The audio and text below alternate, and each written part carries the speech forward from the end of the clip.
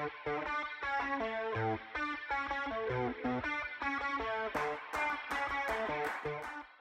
days, me and Roy have been stood here going, this trough's not filling up, the pipe must have burst. We've even tried to figure out where the pipe runs to. I've just been stood next to it now and realised there's a stop tap on it.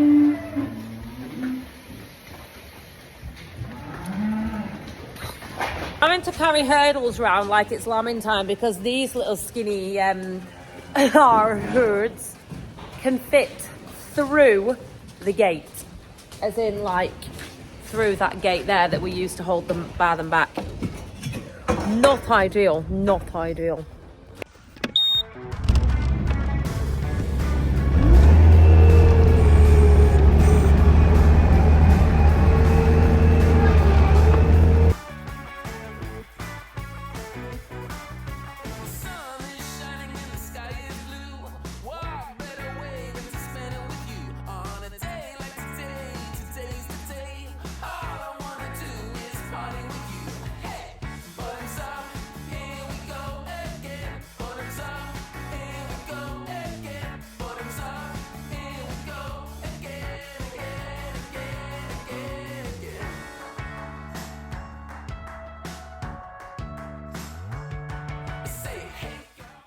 Spot anything wrong, because I can.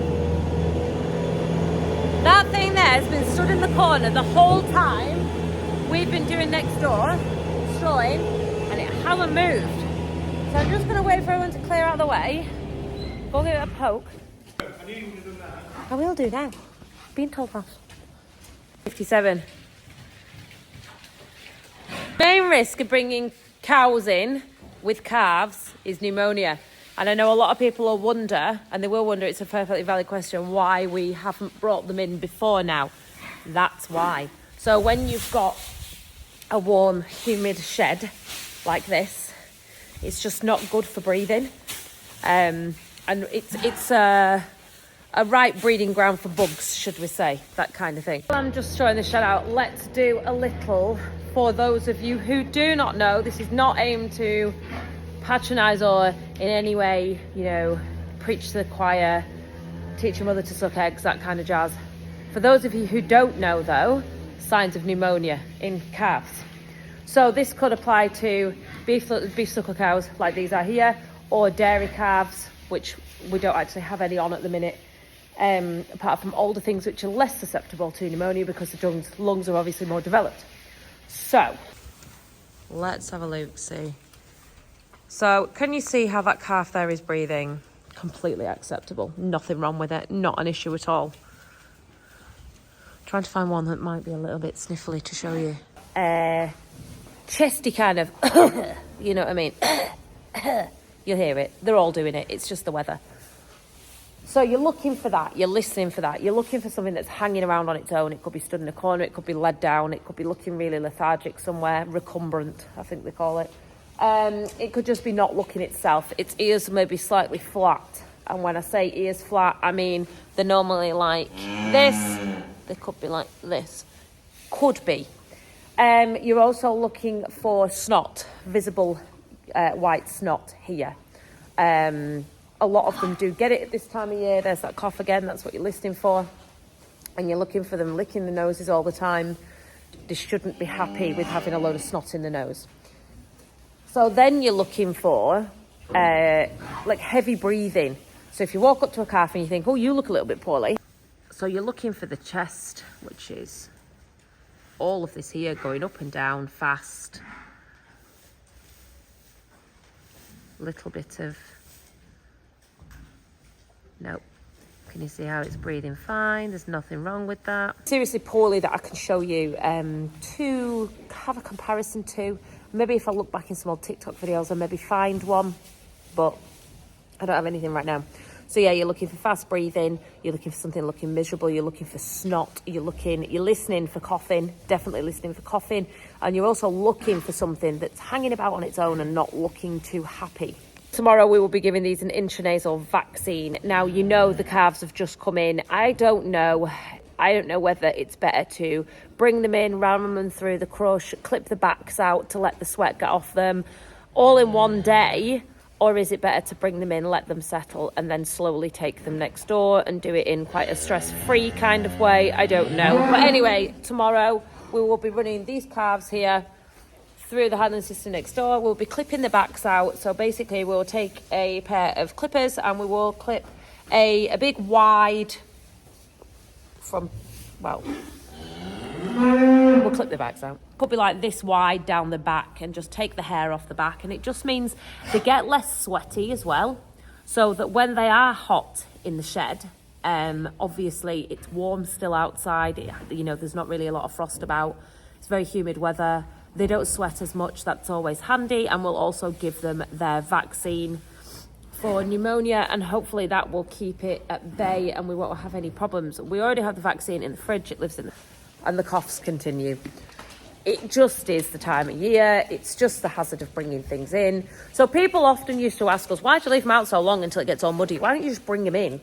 This is why we don't bring them in. So we are just bringing sheepers in to get split off and go with separate tubs.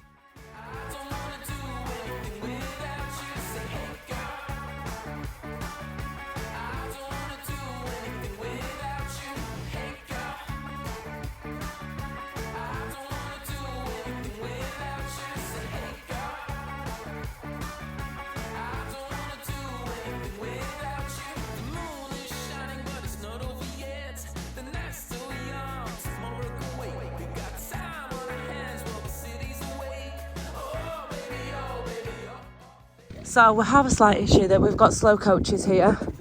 3 absolute drongos, 4 drongos. So Win and Roy are gonna run and just take them back up to the farm. And me and Nell are gonna walk these Egypts back. Suppose if anything, they're quite good practice for her. Good girl, you tell them, good girl. Ridiculous, this is ridiculous, all the sheep have gone. And I'm stuck with one idiot. I should just come back with the club back and throw it on, shouldn't I? Go on. We were given this sheep as a present. It was just in a pack of sheep that it had been taken off someone that wasn't particularly taking good care of it, I think, from what I can gather. It's ridiculous. Like, proper ridiculous. Arseholes, you lot. Thinking. Ignore that scruffy. And look at these sheep. So these are the first year of Dutch Spotteds out of Texels. So the first year that we had them, and they were with a different top. So we're thinking we're going to slim down the sheep, ready for the robot to come in, jerseys, all the rest, so that we're not lambing so many. So we're going to sell a load with lambs in them. And I was thinking, and Roy's really good idea was, we've got a packet of like 10 there. Do we tup them with a really good tup, which we've got somewhere in that field, and do we sell them in lamb to him with the tup with them, so that somebody can literally buy a ready-made packet of sheep to run on with? I think that's a really good idea. That was one of your better ideas. Lovely, that's records. Tell me what's happening. Well, that's records. The Bitzers. Do you remember the Bitzers? Bits of this and bits of that. They are going with a Texel top. Jacob the Texel top, because it came from a lad called Jacob. Obviously, because we like to confuse things. 11. Goodbye, my lover. Charlotte accidentally let the sheep out as soon as Roy turned his back. Yes, she did. Gaping naughty little beasts. Honestly, it's times like this I really, really wish I had one of those Gareth Wyn-Jones viral shedding gates. I'm gonna go and get one. I'm gonna have to, because they just, I think we're making life really hard work. I want to split up. Piggy Tiny Janes. I love how all these sheep groups have names. Piggy Tiny Janes, because they came from a lady called Jane, and the Piggy and Tiny. They weren't quite what we had previous years, and they were slightly... That's one there. Little, not quite as Texelified. I want them split off. Just love to be able to do it before he came back. He's gone to town to get some ham, because there's nothing to eat. I just love to be able to do it before he came.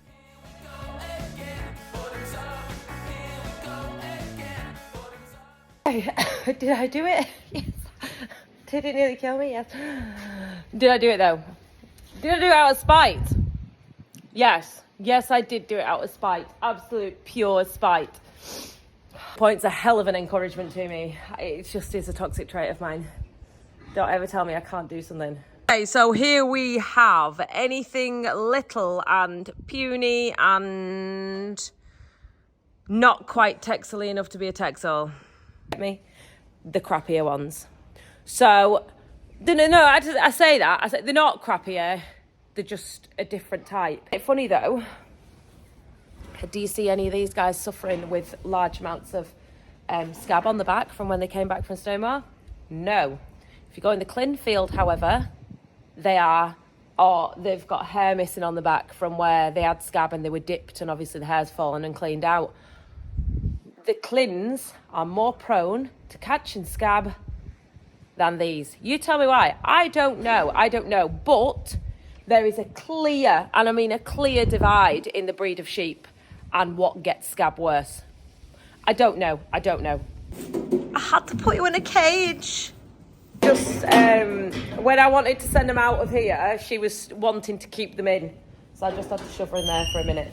But it's good, that's what she's meant to do, that's the job. So while Ro's away, I'm just gonna worm and I'm gonna inject. It's a lie, I don't need to worm them because it is a wormer. That was silly, wasn't it? Nearly a big mistake. Yeah, so I will just inject all these guys in the race. We have a problem.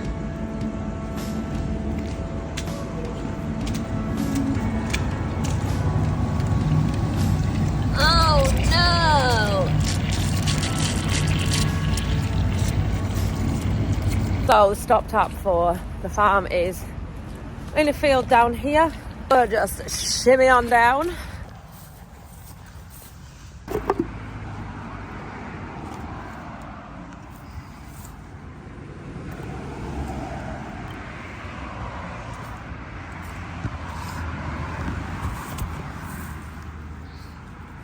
Call this thumbnail, Joe Seals ain't got nothing on my flooding.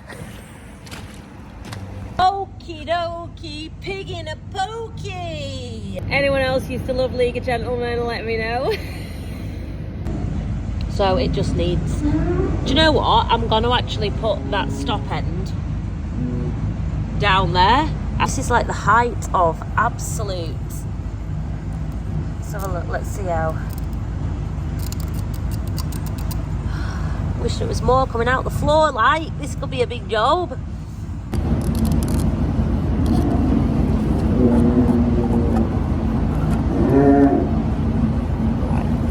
What we thinking, and what are we thinking? Is it gonna work or is it gonna not? Let's have a look. It didn't work. It didn't work. I've had to do it again and leave a bit more pipe. I've just turned the stop tap back on to see if this works. If this is still splaying water out, I'll have to take it back out the back of the building. I can hear it already. I can hear it. For F's sake. I'm wet. Retreat.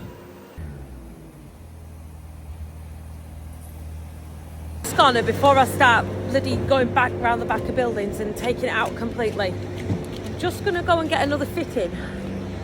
That is the bit I think I'm missing. Just pray to God that works. Oh, I think I've done it. Oh, thank God for that. Oh, she is a success today. Look at this. Yes, life. Yes, life. Come to Bolton Road Ends to shift some lambs, right? They've run away now. And I was shouting and the dog was misbehaving and it was terrible. And then I looked over and there's people in the hedge with ferrets.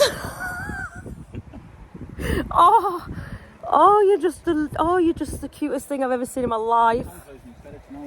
Oh, look its face. Oh, look. Oh, look at it. Oh, I'm in love. Oh, never mind a dog. This is just the way forward. Yeah. This, you put them on the ground and they don't run off. Hello. How many have you caught? Are you counting? All day. Yeah, are you counting? Oh, loads. How many rabbits have you got all day? 20 odd now. That's all right. These girls here are going with a Texel Beltex top. One that we went to look at. This is another group of 31, and these are going with the blue Texel top. And this is the back of the farm that you don't normally get to see. It's a lawn in, it's not a field really. Now we overshot the turning, we're going a different route.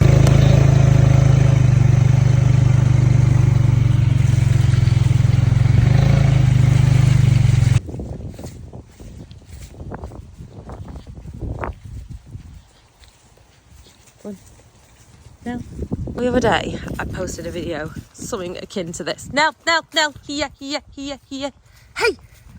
here, fucking hell. And I got told off. Apparently I shouldn't let the dog do this, it's creating bad habits. I'm not quite sure how, but my problem is I'm trying to drive these sheep down this lane, and I'm not sure how she's meant to do that if she doesn't drive them. Do you know what I mean? I don't understand. Can someone explain to me why it's a bad habit? Oh, I've just had a request from a friend of mine, Mr. Machinery Nation himself. You may know him. If you don't, go and watch his channels. If you're into chainsaws, that guy is for you. Anywho, his son Max, I met him at Llama. Totally cool kid, and it's his birthday. And although I do not partake in any of the birthday bumper mix mentions, happy birthday to Max, and thank you for watching me. You are my only fan. So I'm gonna leave today's video there. It's already, God, that was screechy, wasn't it? I'm so sorry. Oh my God, I turned into my mother. I'm gonna leave today's video there. Thank you for watching. I appreciate all of you, and I hope Max gets a new chainsaw for his birthday.